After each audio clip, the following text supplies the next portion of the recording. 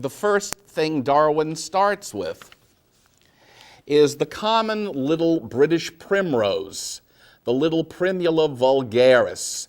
This is the sort of flower that even today children in England and Scotland and Wales go out into the field to collect.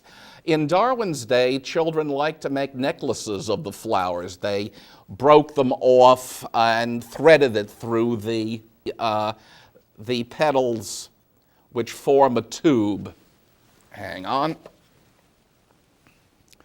The kids would take a thread and stick it up the floral tube, and they would make necklaces and present it to each other. Oh, this one still has a very nice rose-like odor to it.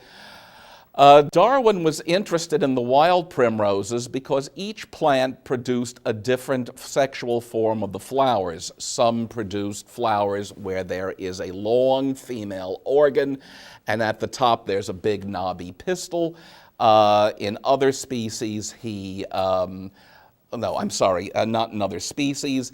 In other members of the same species, the pistil is much shorter, it has a smaller head to it, and it's the stamens that stand up around the top of the corolla. And Darwin was wondering what was going on.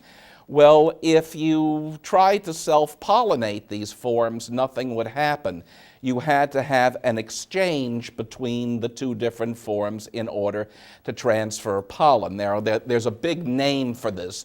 It's referred to as heterostyle, but in fact, at least 21 or 22 families of plants have species in it that are producing long style or pin forms and short style or thrum forms. And everyone asks me, what's a thrum?